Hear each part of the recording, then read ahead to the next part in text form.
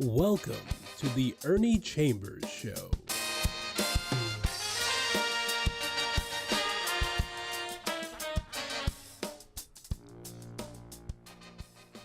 Brothers, sisters, friends, enemies, and neutrals, there is so much going on in the world today. When I say the world, I don't mean the entire globe, but the society that deals with athletics. Excuse me. One player named Tyreek Hill was stopped. He plays for the Kansas City Chiefs by a cop who'd had two, complaints about inappropriate stops and mistreatment of people. We have seen that there are some national cases, which I'm not going to go into detail on, but you know that your former president is a 4 times felony convict, and he whines, and everything is everybody else's fault. And he reminds me of that song by the Temptations, or well, anyway, not the Temptations, but they say, who's always running in the halls? Who's always writing on the walls? Who's always throwing spitballs? Yes, who? Who, me? Yes, you. He walks in the classroom cool and slow. Who calls it to English? Teacher Daddy-O. Charlie Brown. Charlie Brown. He's a clown, that Charlie Brown. He's going to get caught. Just you wait and see. And his line was Trump's. Why is everybody always picking on me? No, he's like cotton, though. There's a lot of picking because a lot of picking is in store. Trump's running mate is the one who said that Haitians, black people, immigrants who are legally in a city called Springfield are eating the pets, the dogs and cats, which has caused such an uproar that schools had to be closed. There were bomb threats and all kind of nonsense such as that. But sports are really dominating the airwaves. So I decided I would talk about some things relative to athletics where I had some degree of involvement. But as an intro, there was an article written in the school newspaper, the university paper, and it said the following. And this was from 1997. Chambers doesn't always wait to be asked for help. If he sees problems, he steps in. In 1987, a grieving father in Ashland dug up the coffin of his 9-week-old daughter who had recently died of sudden infant death syndrome. He brought her to the hospital saying she was ill. The county attorney planned to charge him with illegal exhumation, which could have brought prison time and a $1,000 fine. See, he dug the infant up and took her to the hospital. Chambers wrote the county attorney saying, quote, he needs compassion, understanding, and perhaps treatment, but nothing will be gained by society or the man if he should be taken through a trial, convicted, and either imprisoned or fined. The county attorney reconsidered his decision and did not prosecute. There are things that happened on the university campus involving female athletes and even a coach that drew me into that sphere. And here is one item. This was from the Daily Nebraskan. February 21st, 1997. When NU women's basketball coach Angela Beck was offered a contract that awarded yearly salary increases based on attendance, Chambers sent an outraged letter to UNL's legal counsel. He said the contract equated Beck with ladies of the night, who must also bring in paying customers. Beck could increase attendance by dressing the players as Hooters girls, Chambers pointed out in the letter, but in the end, Beck accepted the contract. I have had some influence on what happened on that university. This is an article from 2001. NU coach changes mind, grants scholarship release.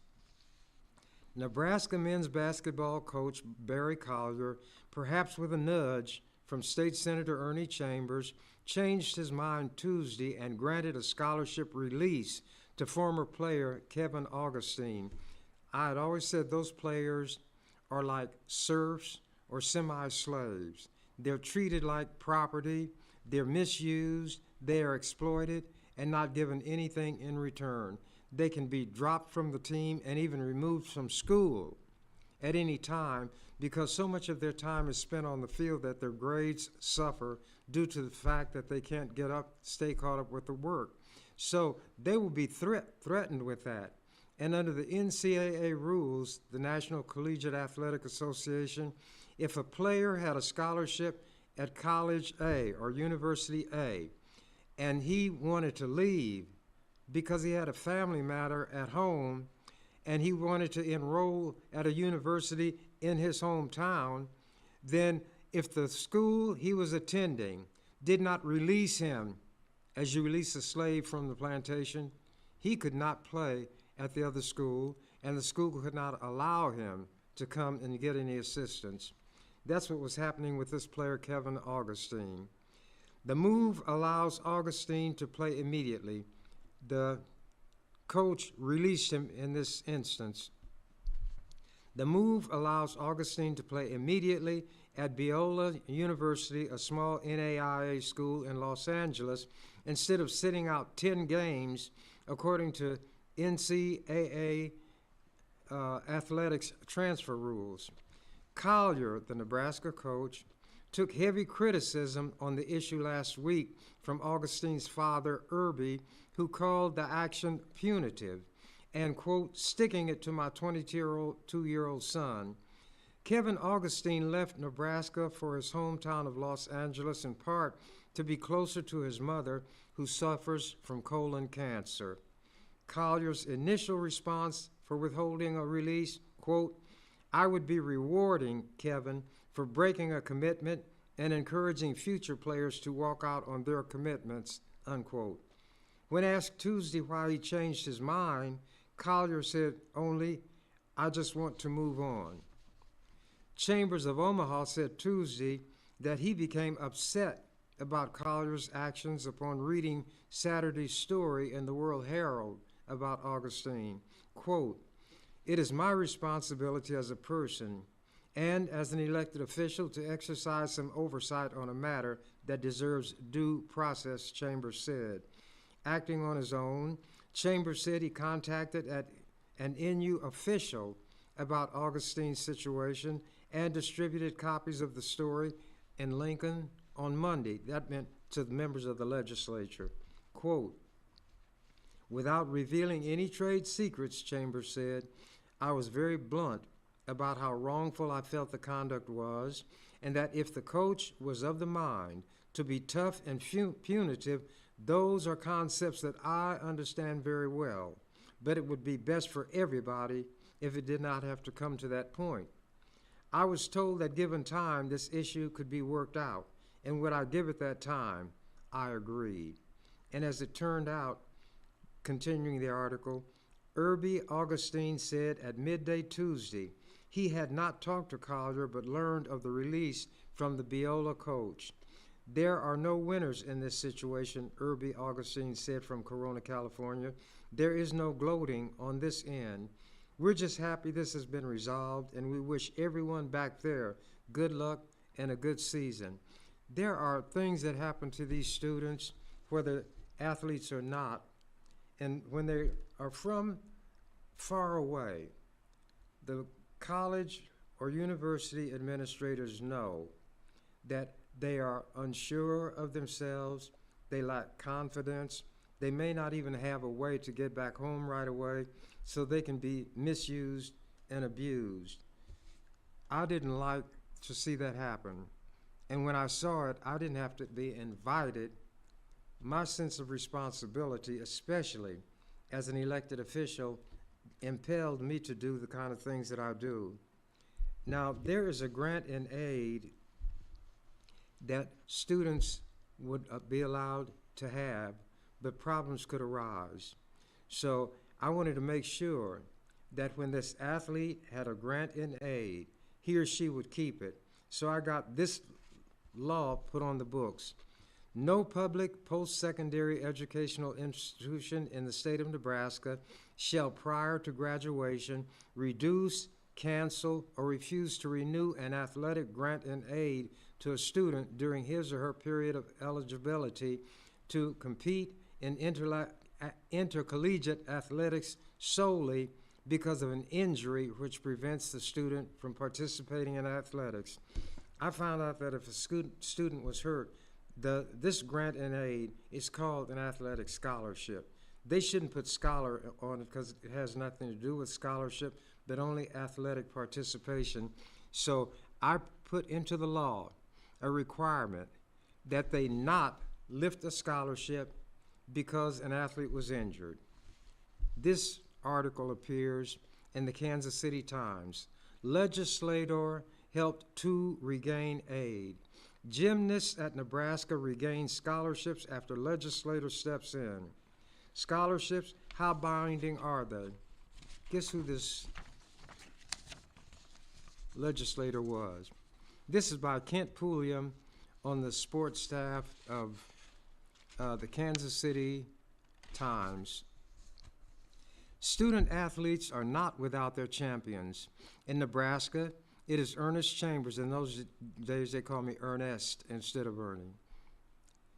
Ernest Chambers, a legislator who has sponsored legislation that would outlaw post-secondary schools in that state from revoking a scholarship because the athlete suffers an injury. Last fall, Chambers fought for the reinstatement of scholarships for two women gymnasts after they were revoked by the University of Nebraska. Janet Hollings and Renee Gould, then members of the Nebraska women's gymnastic team, each had a full scholarship when they suffered injuries during the 1985-86 school year. Their scholarships were not renewed. They were informed well within the time frame allowed by NCAA rules, but the action by gymnastics coach Rick Walton was in violation of a 1984 Nebraska law that prohibited reduction or cancellation of an athletic grant in aid solely because of an injury that prevents the student from participating in athletics. Before Holling was aware of her rights, the university negotiated a partial scholarship settlement. However, Chambers called for the Nebraska Attorney General's office to investigate, and after hearings last fall, a full scholarship was restored to Holling. According to Jean Crump, Deputy Attorney General, Gould said she did not want her scholarship back, and it was returned on the basis of that law that I mentioned before. Chambers, who became aware of the situation when it was reported in the university student newspaper, said he saw little merit in the defense advanced by Nebraska athletic officials. Their letter to Chambers admits that they violated the law, though they don't use the word violated, Chambers said. They finally said their findings were inconsistent with the law, but the result is what I am after. The Nebraska situation involved two athletes in a non-revenue sport, yet it underscored the vulnerability of student athletes and their rights. Neither young woman was aware of the state law protecting them.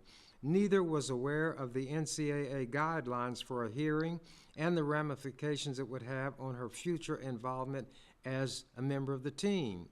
Chambers said he was considering adding an amendment to the law that would require the school to inform athletes of their rights. Quote, "The thing that troubles me about this is that the people who the athletes need to trust most are the ones who violated that trust," Chambers said. "How can they teach our students ethics when the people those students are supposed to be looking to as an example lie and cut corners and take shortcuts?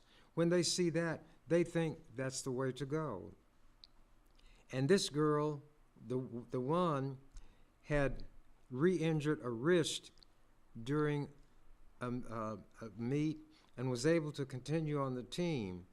The other never talked to her, said the coach never talked to her after her wrist injury.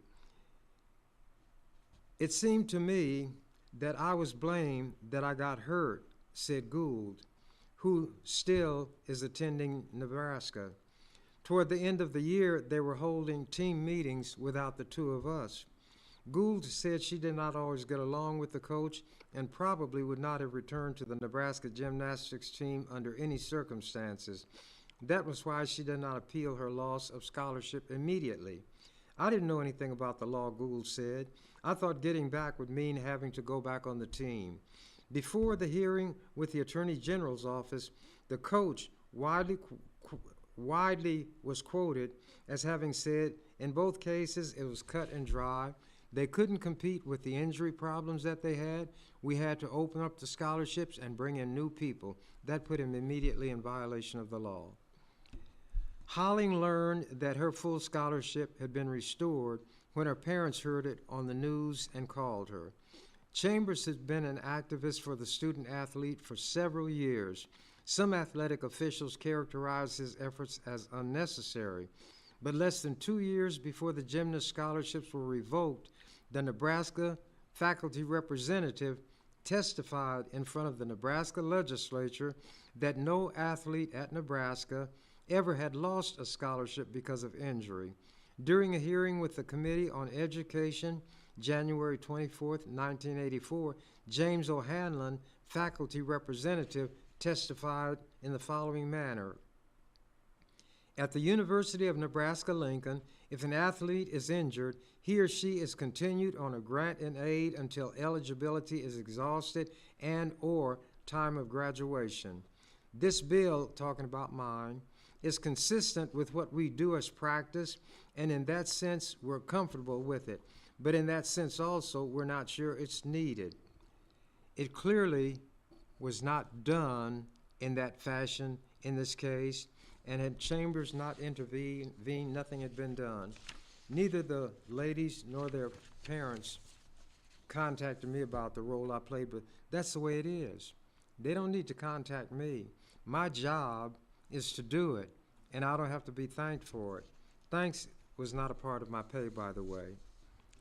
Now, here's something.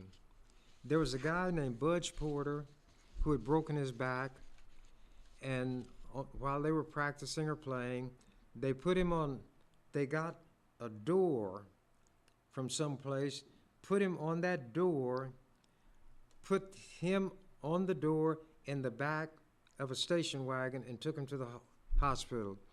I thought that was horrendous. His family had a devil of a time trying to pay the costs of his care and treatment. Once again, since this person had been performing work, I consider athletes workers, unpaid at the time. The university, the state, should pay whenever an athlete is injured. So here is the law that I got put on the books. The Board of Regents of the University of Nebraska shall establish an insurance program which provides coverage to student athletes for personal injuries or accidental death while participating in university-organized play or practice in an intercollegiate athletic event. Such insurance program shall include, but not be limited to, the following coverage. 1. All reasonable and necessary hospital, medical, and surgical service for a period of 6 years after the date of injury, up to a maximum amount of $1 million.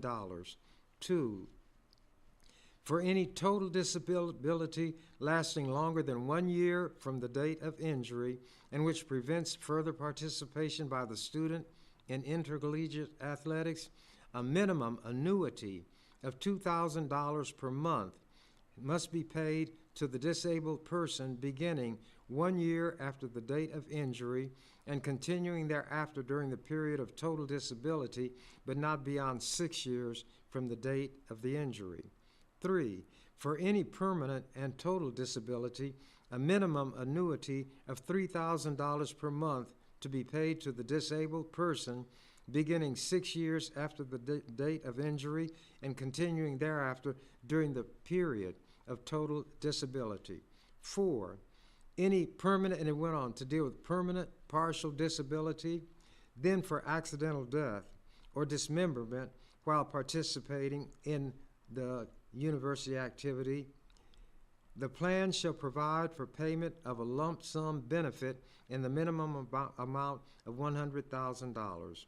Such insurance program may include self-insurance, etc., etc. Now, it was obvious to me that these kind of protections were needed, but here I am, a black man, a young black man, from the ghetto, as they called it. We are supposed to be subhuman. Yet here I am, in a legislature with 48 white people, in a state where over 93% of the people are white, and not one of them thought it was necessary or appropriate to do the things that I immediately saw as being needed. As soon as something came to my attention, I would address it. And that's the way I conducted all of my affairs in the legislature. Nobody had to tell me. When I saw something wrong, I acted. That's what I agreed in my mind was going to be my responsibility when, at what they call the swearing in, I gave the affirmation that I would discharge the duties of that office to the best of my ability. Well, apparently, the best of my ability far exceeds that of the 48 other people, all of whom were white, and the problems that I was solving involved their children, their athletes, and so forth. Obviously, I had in mind the black football players at that school, but really, any athlete was like an employee. They had to work regular hours. They spent more hours outside the classroom than in the classroom. They had assigned duties. If they didn't perform them satisfactorily, they could be fired. Now, there were students, journalism students, who worked for the student newspaper. They received pay. And if they had the opportunity to do an internship with a newspaper, they could do that, and it wouldn't interfere with them being students. But a football player, because he was a cash cow, could not do anything that interfered with his ability to generate revenue for the university. This is an article that was written in 2013. It appeared in the Omaha World Herald. Chambers was on the money. Why am I talking about things that I did? Because I know more about them than anybody else. I'm more familiar with what I did than I am with what anybody else did. And nothing in this earth, on this earth is so forlorn as a car that won't toot its own horn. This article appeared in the Omaha World Herald, 2013, quite a while ago, especially for some of you youngsters. But it's going to talk about something that occurred. Well, I'll read it. Listen to the wind as it changes direction. Quote, just as other students are paid for on-campus jobs, football players who labor in a hazardous occupation and produce huge revenue should be paid, unquote. Quote, as with many other business enterprises, more concern is shown for making money than for those who play the game. This is not a game. This is not an extracurricular activity. This is a cutthroat business. It's time to send a message to the NCAA, unquote. The winds of public opinion are changing when it comes to paying college football players, but these are not recent quotes. They were said in 1981, 1988, and 2003. The author of the quotes was State Senator Chambers of Omaha. Chambers tried to get the wind to change back then. The first quote was uttered 32 years ago. As of today, that would be 43 years ago. I was on the money 43 years ago. Remember 1981? Charles Stone held the office of Nebraska governor. Tom Osborne was in his 9th year in the office of Nebraska football coach. There were a handful of college football games on television and only on Saturday. Big-time coaches all made less than $100,000 a year. The NCAA spoke, and people sat up straight, not Chambers. In 1981, he proposed a bill in the Nebraska Legislature that would make NU football players state employees and pay them accordingly. He was called crazy, maverick, rebel, Don Quixote. He was the one who was supposed to be jousting with windmills. Excuse me. The nationally syndicated sports comic strip Tank McNamara poked fun at Chambers. They called him everything except visionary. Now look, listen, the winds are changing. This is what's being said 2013. The calls to overhaul NCAA rules and give athletes financial help are coming from all ends of the national media, including ESPN's Jay Bilas. On Wednesday, CBS Sports.com columnist Greg Doyle laid out his case in a piece entitled Time to Pay College Athletes. They were only 32 years late. Last month, the cover of Time magazine had a headline that read, "It's time to pay college athletes." Once upon a time, Chambers said that if college football players ever organized and revolted, the NCAA would change. Last Saturday, players at Georgia Tech and Georgia and Northwestern quarterback Kane Coulter all put APU, which stood for All Players United, on their uniforms. It was meant as a statement about the way the NCAA treats athletes.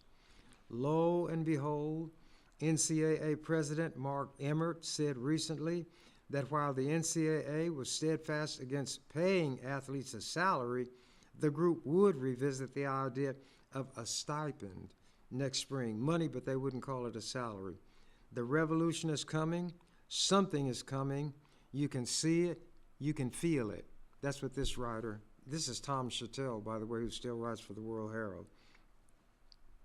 On Tuesday, I went to see Chambers in his office at the state capitol. I went to see if those winds had found their way down the quiet first-floor hallway and past the hardwood door of the senator's office. They had, but in his office, Chambers was not gloating, smiling definitely.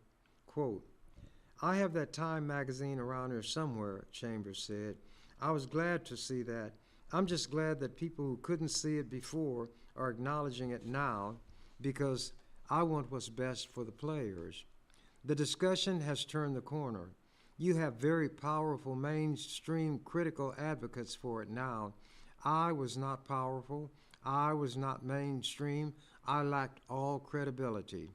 But every argument they're making now, I had laid it out in detail, and it is no more valid now than it was then. But some ideas just take a while to catch on, unquote. I told Chambers that after last Saturday's Nebraska football game, I saw a copy of the Pay the Players issue of Time on a table in the Players Lounge. He chuckled, but he wasn't surprised. 32 years ago, the topic was the same. That's how this began with Chambers, who got to know several Husker players, including I-back Jarvis Redwine. Quote, "Redwine was married," Chambers said. "He needed money beyond what he was getting from the scholarship. I told those guys then, you guys are just like slaves. You do all this hard work and the university gets everything."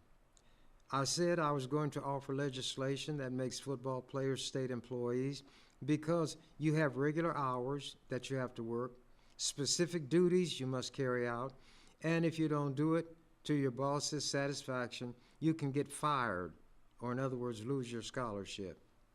That's how it started. Chambers and his words appeared in the New York Times, Sports Illustrated, and the Chicago Tribune, among other media outlets, and I was also on, can't even think of his name, it'll come to me. But there was no revolution. Cable TV and talk radio were not nearly what they are today. And the NCAA had considerably more credibility then than it does now. It's in a fragile state. Very few media types were going to take on the NCAA, much less student athletes who were brought up in the system. The bill that Chambers offered failed in 1981. He tried again in 1988. He changed the language to avoid making players state employees, but wanted them to receive a stipend. It passed, but Governor Kay Orr vetoed it, supporting NU's stance against it. That's a lie. NU had said that the way the bill was drafted, they didn't have any opposition to it. If NU paid its football players, school officials said, they would be ruled ineligible.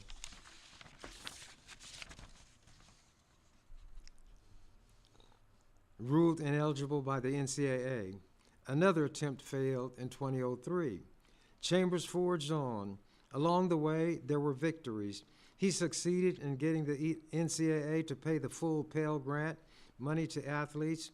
He fought and won insurance for Nebraska athletes who suffer any personal injuries during university-related practices or events. He also fought and won a battle to prevent revoking an athlete's scholarship because of injury. Now, these things seem logical and reasonable, but at the time I came along, they were not even done. It's funny how quickly people will feel that something everybody was against, once it's done, is the thing to do. But this goes on to point out my seeing what others didn't see. There was also a copy of a letter to Chambers from former LSU basketball coach Dale Brown, who had won national championships in basketball, dated June 27, 1988, congratulating Chambers for his efforts, adding, "Keep up the fight. We shall overcome. Remember, evil flourishes because good men do nothing," unquote. And there were quotes from Chambers in various articles concerning a need for a super conference for schools that could afford to pay players to play each other. And now they're talking about such a conference. And you can see the Big Ten, it has more than 10 teams. There is no longer a Big 8. The Big 12 changes. Those schools that want to pay are forming these big conferences, and the little schools that can't pay, they can still play intramural football like the Ivy League schools. And there were quotes from Chambers in various articles about the super conference. Amazing. Didn't Big 12 Commissioner Bob Bowsley strongly hint last summer of the formation of a Division IV so power schools could play by similar rules, including offering money? And that's what I had said all those years ago. I did see that article, Chambers said. I advocated a super conference. The teams that can pay will play. If you can't pay, don't play. Have intramural football be like the Ivy League schools. These games against schools like South Dakota State are almost criminal. I was always against the brutality of the game, the vicious hits that people applaud. The announcer says, "He cleaned his clock," which means rendered the other player unconscious. I never saw sport in that. The games against these smaller schools shouldn't be played, and Nebraska's playing some of them now. I always respected Oklahoma's Brian Bosworth. He said, "We always like to play Nebraska because we know we're picking on somebody our own size." He didn't want to play against these little schools that the administration scheduled to pad their record. Chambers said he never advocated a players' union or a widespread protest, but he is not surprised by the APU story years later. The man looks like a visionary, light years ahead of his time. That's Chambers. But he says none of that matters, and he says no credit is necessary. What matters is that a boulder he tried to push up the hill in 1981 is rolling downhill in 2013 at a rapid speed, and one word from Chambers sums it up all. Finally. And he wouldn't be surprised if the idea grew. I never thought I should do it. Chambers said.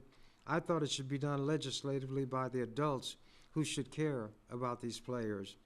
What I said was, if that day ever comes, the NCAA will be in trouble. If the players rebel, a way will be found to do this, and the NCAA and everybody who says there's no money for the players, they will combine to make sure these players get something, because the players are the meal ticket. They're the goose who lays the golden egg. Chambers has always been realistic about this, even back to 1981. He says education should mean something.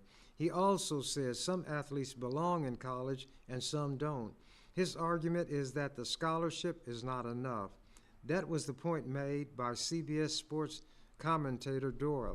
And by the way, I was on Phil Donahue's show against the head of the NCAA and Michigan State's football coach, and an audience full of people who were against players being paid. But I was never intimidated by a crowd. I never needed a crowd. If I believed something, I would do it. And when I believed it, it was my responsibility. But anyway, I will let that go. Here was something that related to the mistreatment of female athletes, and most of them were white, just like the two that I helped get their scholarships back, the gymnasts. I put this resolution in. Whereas on March 1st, 1985, UNL opened the Hewitt Center for Student Athletes.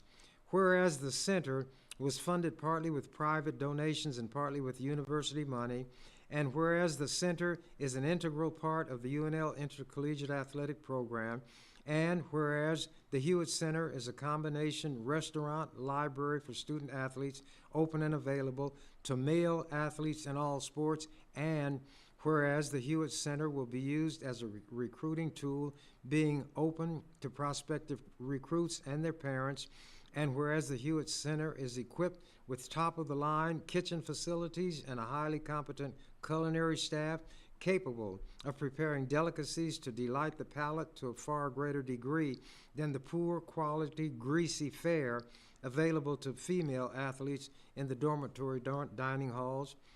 Whereas a bank of personal computers will be available to assist athletes with math skills and vocabulary. Whereas the UNL Athletic Department academic counselor Ursula Walsh described the Hewitt Center as, quote, a warm, pleasant, homey, quiet place where people would want to come and eat and study, unquote. That was in an Omaha World Herald article, April 8th, 1885. Whereas female athletes at UNL, being excluded from the definition of people and student athlete, have been barred from use of the Hewitt Center, and whereas female athletes at UNL devote much time and effort to their respective sports and would benefit as much as male athletes from the warm, homey environment of Hewitt Center, and whereas female athletes, I went on like that. I offered that to the legislature. They adopted it, and here was an article in the NCAA News. The Nebraska Legislature, May 31st, adopted a resolution strongly disapproving of a male athlete-only training table and study hall at the University of Nebraska-Lincoln. State Senator Ernest Chambers of Omaha sponsored the resolution, adopted on a 27-1 vote. The resolution called on the university to end the policy immediately. The Hewitt Center for Student Athletes opened March 1st and was financed partly with private donations and partly from some $400,000 from the 1984 Kickoff Classic, a nationally televised football game between Nebraska and Pennsylvania. The center, which has a kitchen and study hall, including a bank of personal computers, is open to male athletes only because of space limitations, university athletic officials said. Quote from Chambers, "This is gender-based discrimination. Why bar women from the facilities when it is open to any potential recruit and his family?" Chambers said Nebraska women athletes have demonstrated excellence with national rankings in softball, track, and volleyball and deserve more than poor quality, greasy fare available in dormitory dining halls. The athletic programs are a microcosm of the university community and reflects the values of the university. And there were other articles that were praising that resolution. And it's funny that the only black person in the legislature was one doing all these things to help all the other people who needed it. And here was the letter from Louisiana State head basketball coach, Dale Brown. Bravo, oh, dear Ernest, bravo, bravo, bravo. Man, do I admire your tenacity, honesty, perseverance, and concern for what is right. Enclosed, you will find the address of some top media in America that I think you should send your June 20th, 1988 letter to the Honorable Robert Spire, and I know they would publish this nationally. Keep up the fight. We shall overcome. Remember, evil flourishes because good men do nothing. Your friend, Dale Brown. Now, here's what I'm interested in doing. Oh, and I also got a bill requiring the NCAA, whenever they were going to impose discipline, to follow all of the requirements of due process. The NCAA didn't want to do it. The World Herald thought they shouldn't do it. But I said to the legislators, if you pass this, other states will jump on it, and that's what they did. And after the time that I got that through, the Nebraska legislature and other states followed, the NCAA now must follow all the due process requirements. For example, the accused must be allowed to face the accuser. If a ruling is made that the accused wants to appeal, anybody involved with making that initial decision could be a part of that. In other words, it's very similar to what might happen in court. And I think from what I've read here will let you know that I see the kind of contradiction always in the society. A black person may be the only one in a white setting, but that black person is the one who leads the way. And you know why I think this is? At least in my case, I know why it is. Having been misused and mistreated, not for anything I did, but because of the way I was born, it made me sympathetic anyway to other people who were mistreated, not for anything they did, but because of their being weak, being unpopular, or on the outs. And people who were white had a tendency to mob. It was the white people who put together the Ku Klux Klan, where when to get one black man, they always went to take a mob.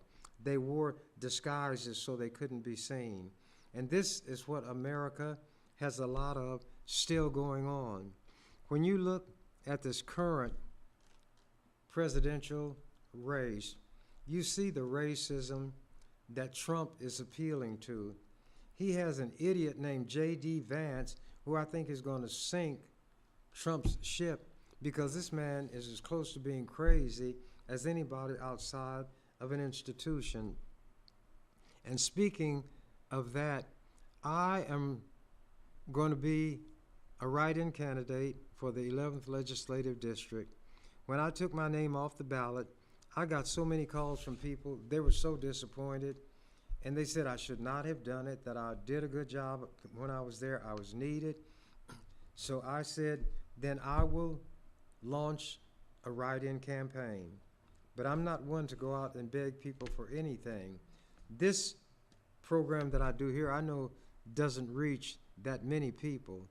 But for those who do watch it, if you see people who are interested in voting for me, then on the ballot, there will be the name of Terrell McKinney, the only name for the 11th Legislative District, and then there's a line for a write-in, and that's for all these offices. You write the person's name in, and you put an X in the box next to that name, and that's what you've got to do. So if you want me back in the legislature, which a lot of people don't, they fear it, worse than the plague, worse than COVID, write my name in, and if I win, then we will have a good time, I assure you. And now, as I always end these little set twos, as said the canary, when he became aware that the door to the cage was open. I'm out of here. You've been watching The Ernie Chambers Show. If you'd like to leave suggestions, email us at ewcfacts@gmail.com. That's ewcfacts@gmail.com. This is an EWC Communications production.